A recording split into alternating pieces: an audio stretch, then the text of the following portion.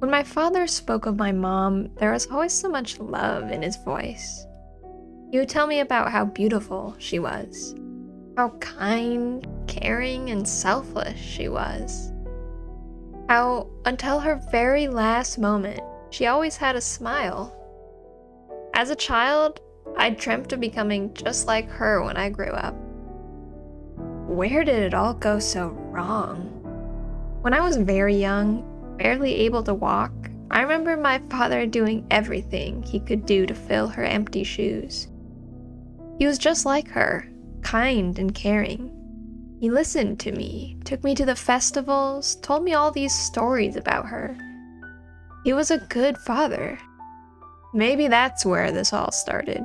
He's changed just as much as I have. We used to play tag and hide and seek in our little cottage. He would read me these bedtime stories, and we would take naps under the old oak tree. He prioritized my education. He would take me to the local tavern and listen to the travelers' stories with me. We went on boat rides together. We did everything together. But then, somewhere along the way, I started to grow up. I'm a teenager, almost in a blink of an eye. I sign up for the night academy. It just seems like the right thing to do. I can't always rely on my dad to support me. Eventually I'm gonna have to become independent. Plus, with his old leg injury, he isn't able to work as hard as he used to. With my new sense of freedom, I decide to do something reckless. I go out into the forest, thinking I can work on my swordsmanship. If I'm going to be a successful knight, I need to be strong and brave. I get overtaken by the dark creatures of the forest almost immediately. That felt bad. I've never failed so quickly before. So entirely, I didn't even stand a chance. I don't like the way that felt. I have to become stronger. I decide to start by recruiting some help.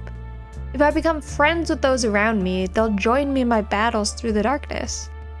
I start with a girl my age named Nina, who is also training as an apprentice knight in the academy. And then Mona, the woman who owns the tavern. And then Benson, a local artist.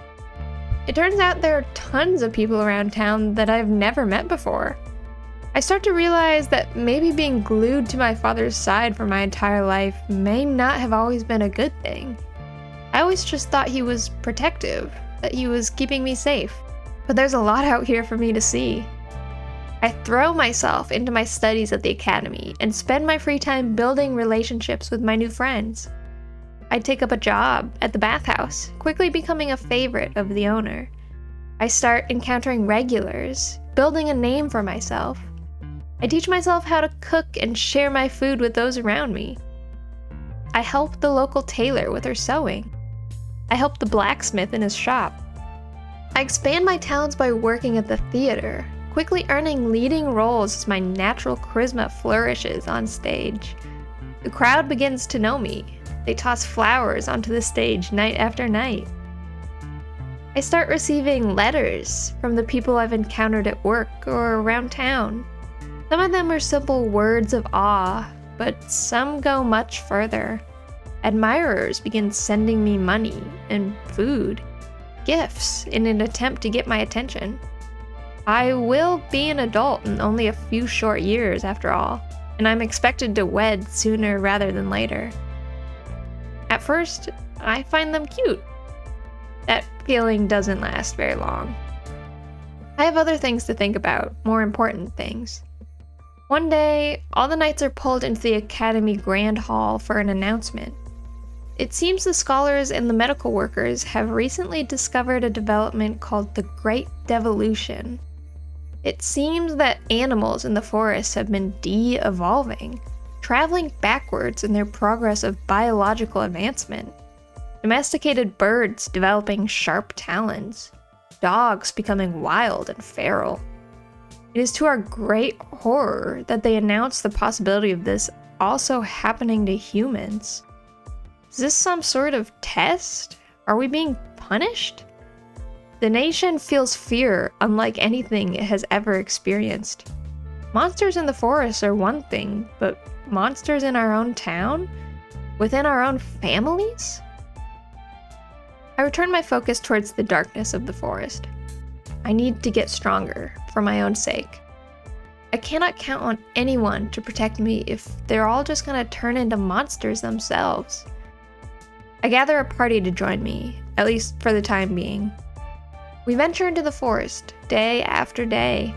When they fall, I leave them behind. They always manage to make their way back home. They don't need me to carry them. I spend all my time out here with my sword and adrenaline. When I'm done for the day, I spend the evening working at the bathhouse. I spend my money on better weapons, better armor, prettier dresses to acquire more admirers. They send me almost as much money as I earn at the bathhouse.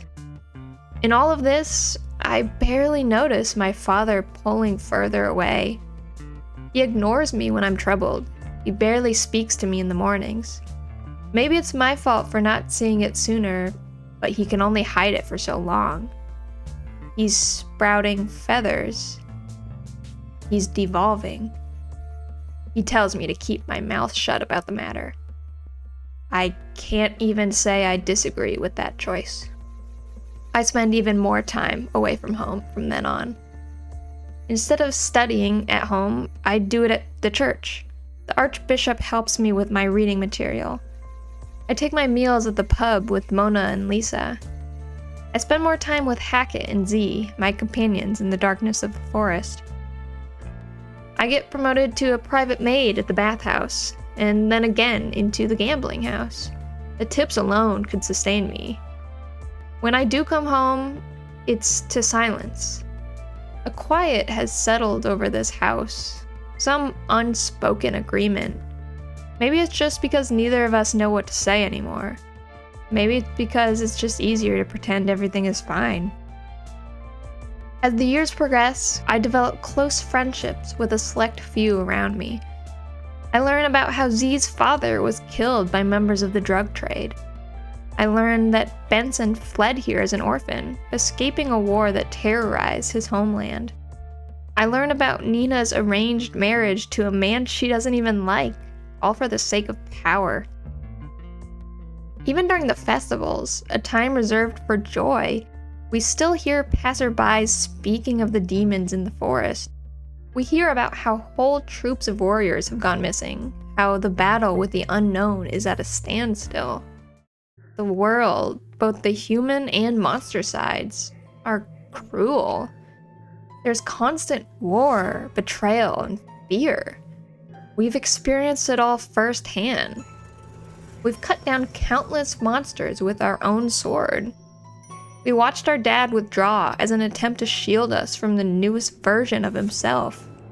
We've heard our friends' stories, their regrets, their lost hopes.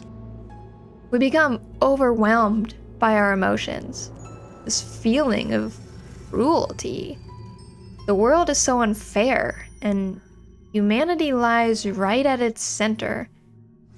At least the monsters lurking in the darkness largely keep to themselves. We come into their forests, so afraid that they'll someday start searching for the sun that we're willing to cut them down in their own homes. I turn my focus. I start hunting the monsters within my own town, on my own streets. I lurk in dark alleys. I slaughter murderers and kidnappers. I cut down human monstrosities like they're nothing. Because they are. I get so lost in my feelings, in my anger, that I eventually find myself on the other side of the coin. Eventually, I reach adulthood. It's time for me to leave home, and I do so without looking back.